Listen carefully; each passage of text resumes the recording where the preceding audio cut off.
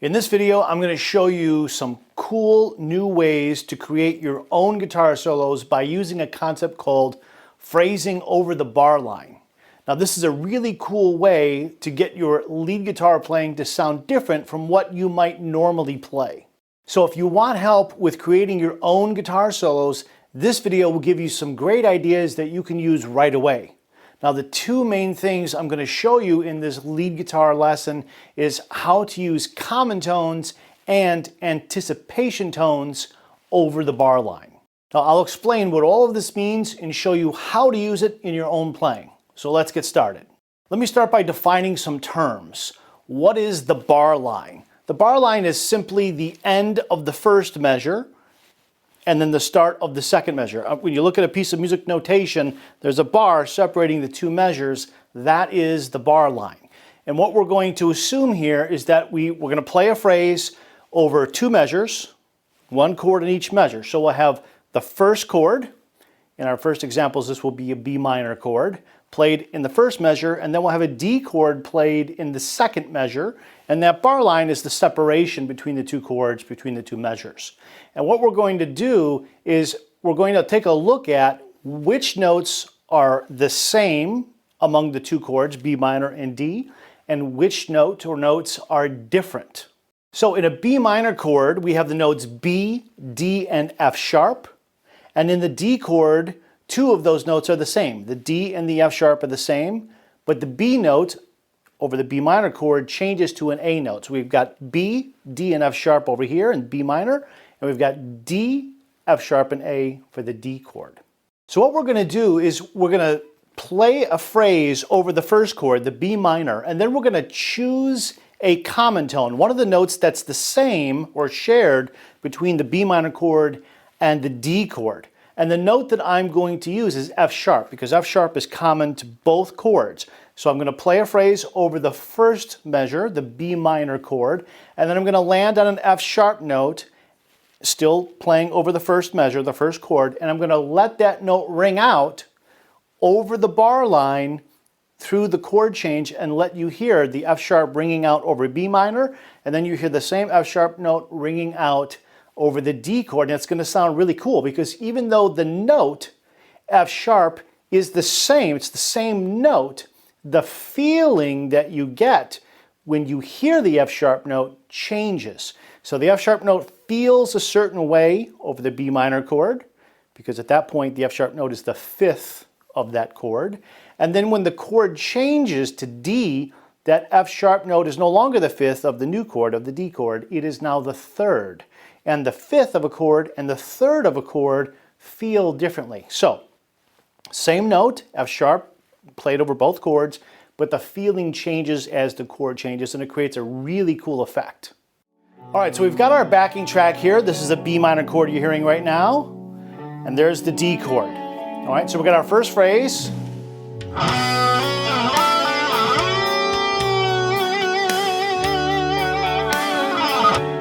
So you hear I hold out that F sharp note right there. Now the chord changes, so the feeling of that note changes.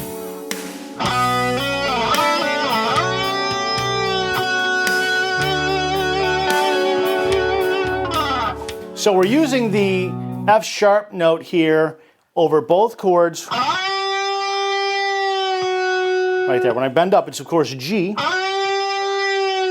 And now it's F sharp, and you hear that over the B minor chord, and it sustains, and then we hear it over the D chord, and it sounds really nice because that note works perfectly over both chords.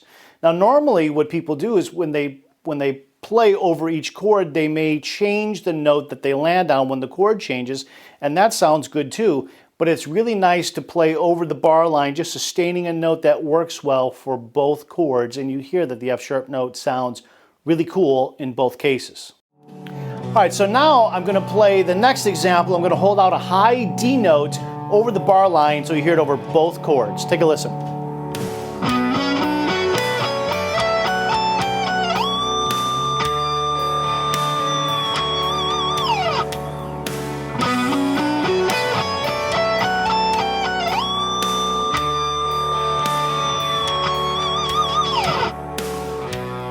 So as you heard there, that high D note that's common to both the B minor chord and the D chord sounds really cool when you hear it sustained over the bar line. You just feel the emotion of that note change as the chord changes. So same note, same sound, but different feeling depending upon what chord is being played under it. And that's what makes this really cool.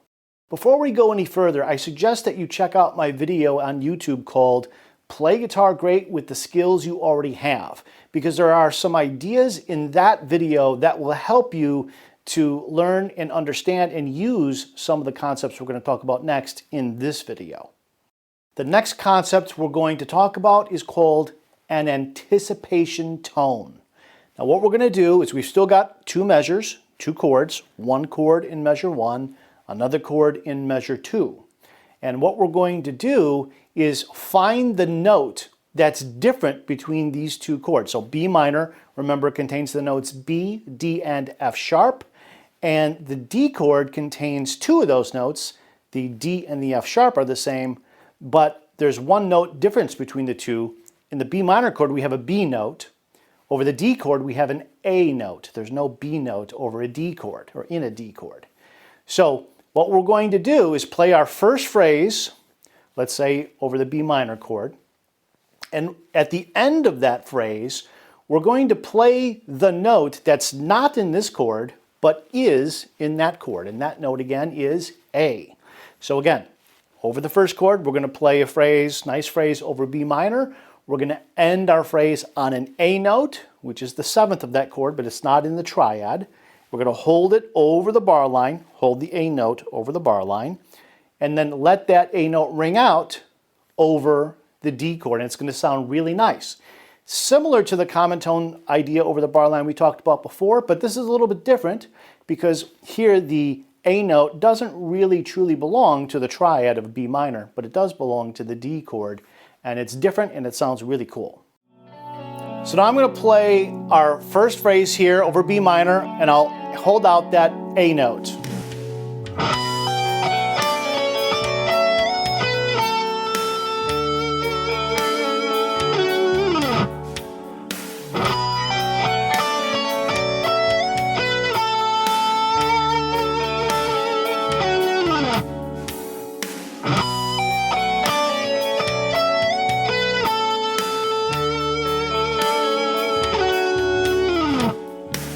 So as you hear, that A note doesn't exactly belong to the B minor chord. It is the 7th, and if you hear it that way, that's great.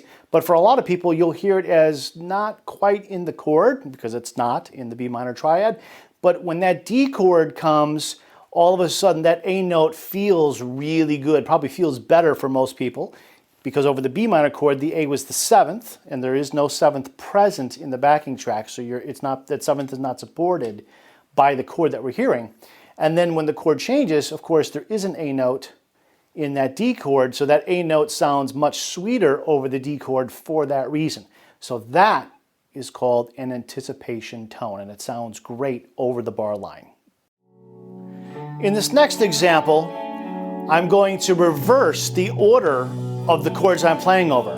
So I'm going to start my phrase over the D chord, measure 2, this one, and I'm going to sustain that note over the bar line to when the B minor chord returns. And it's going to sound really cool here. So the note I'm going to sustain is B, and that is the anticipation tone.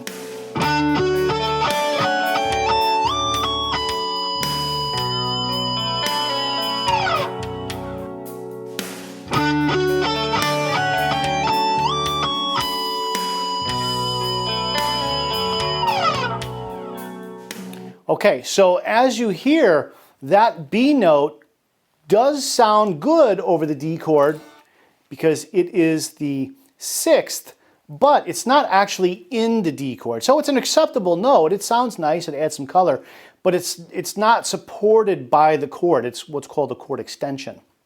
And then what happens is when the D chord returns to the B minor chord and you got that B note held out over the bar line, it sounds really nice, and that note is very strongly supported emotionally by the B minor chord. And that's why this anticipation sounds and feels so good when you hear the B note changing from being played over the D chord to being played over the B minor chord. It sounds really good. People often ask me, how do I get my notes to sustain for so long when I play? Well, I'll tell you, I'm not using any special equipment here. There's no special pedal. I don't have a sustainer on my guitars. This particular guitar has passive pickups. They're not active. There's nothing special going on here in terms of the equipment. There's nothing special happening in the editing of the video, nothing like that. Now, I've created a video for you on YouTube that explains exactly how to get a lot more sustain from the notes that you play, even to the point where you can make notes sustain infinitely without any special equipment. Okay, so you can check out that video on YouTube if you want to learn more about that topic. All right, now we're going to change keys to the key of G sharp minor. I'm going to play a phrase, a little bit longer one. Then I'm going to play an anticipation tone of G sharp. And let's hear what it sounds like in this context.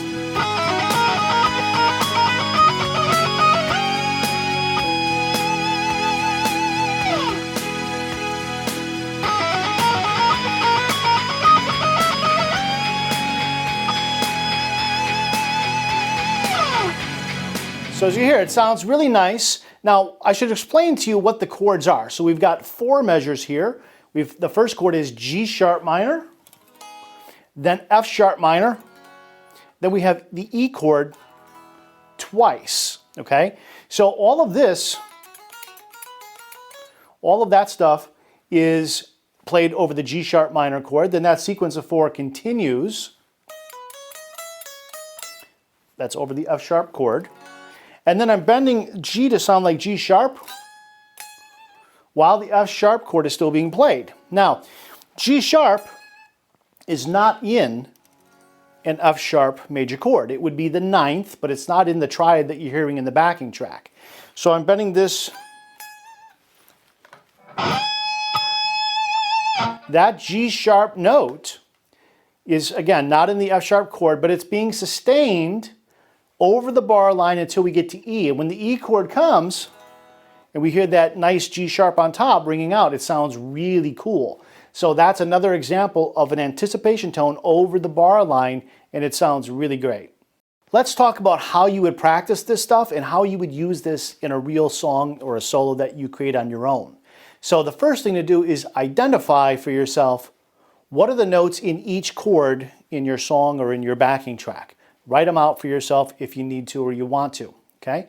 Make note of where there are common tones between chords when there are common tones, because that gives you an opportunity to then focus on those common tone notes over the bar line should you choose to use this technique in your solos or songs or whatever.